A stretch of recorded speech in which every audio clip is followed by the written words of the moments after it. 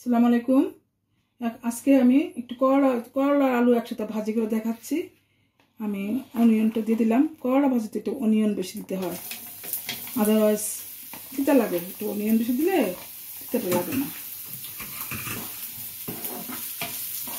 করলা আর আলু একসাথে ভাজি করে দেখাবো আপনাদের। একটু অনিয়নটা একটু নরম হলে, একটু সফট হলে আমি দিয়ে দিব করলাটা। এখন আমি করলা আলুগুলা কেটে রেখেছি, এটা পানি ঝরাই নিছি। এটা হলো আমার হাত ধোয়া আছে, আমি কেটে ফ্রিজারে রেখে দিই। ফ্রিজারে করলা কোনো সিদ্ধ করে রাখতে হয় না। আপনারা যদি রাখতে চান কাঁচা করলাই কেটে রাখবেন। কাঁচা করলা ধুয়ে, না ধোয়া লাগে না, না ধুয়ে কাঁচা করলাটা রেখে দিবেন। রান্নার সময় ধুয়ে নেবেন, ধুয়ে পানি এভাবে চিপে ভালো করে পানি ফেলে দিয়ে তারপরে রেখে দিবেন। একদম ফ্রেশ করলার মতো দেখাবে, দেখেন বোঝা যায়। আপনার অনেকে আছে বয়েল করে রাখে, আমি আশা করি আপনারা বয়েল করে রাখবেন, কারণ আমি নিজেও বয়েল করে রাখি না। বয়েল করে রাখলে কি হয়, টেস্ট নষ্ট হয়ে যায়। এখন আমি দিয়ে দিচ্ছি।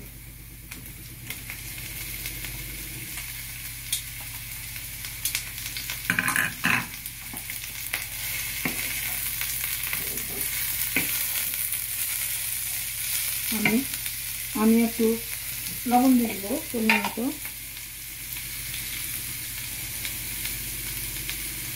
পরিমাণ মতো লবণ দিয়ে দিলাম। একটু হলুদ দিব,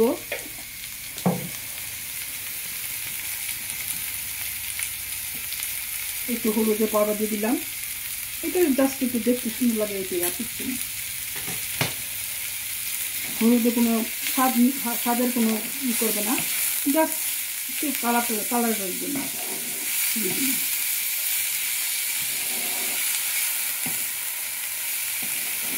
আমি একটু লিড দিয়ে ঢেকে দিচ্ছিলাম, এখন লিডটা উঠাই দেখছি কেমন হলো।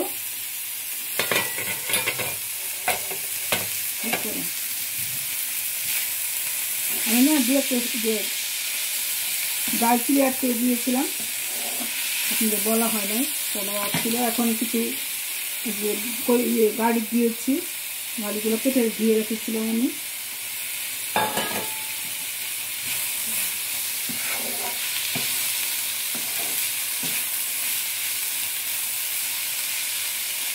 আবার একটু ঢেকে দিব, ঢেকে দিচ্ছি আমি।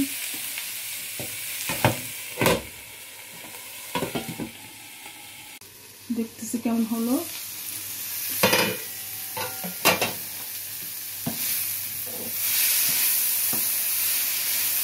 এখন আমি কিছু গ্রিন চিলি কেটে রেখেছিলাম, দিয়ে দিলাম।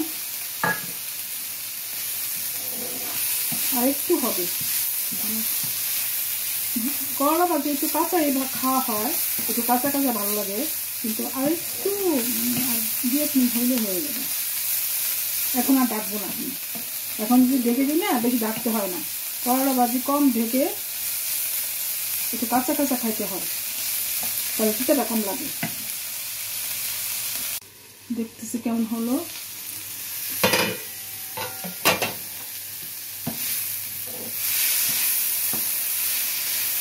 এখন আমি কিছু গ্রিন চিলি কেটে রেখেছিলাম, দিয়ে দিলাম। আর একটু হবে, করলা ভাজি একটু কাঁচা এবার খাওয়া হয়, একটু কাঁচা কাঁচা ভালো লাগে, কিন্তু আর একটু 2 মিনিট হইলে হয়ে যাবে। এখন আর ডাকবো না আমি, এখন যদি ঢেকে দিই না, বেশি ডাকতে হয় না। করলা ভাজি কম ঢেকে একটু কাঁচা কাঁচা খাইতে হয়, তাহলে তিতাটা কম লাগে।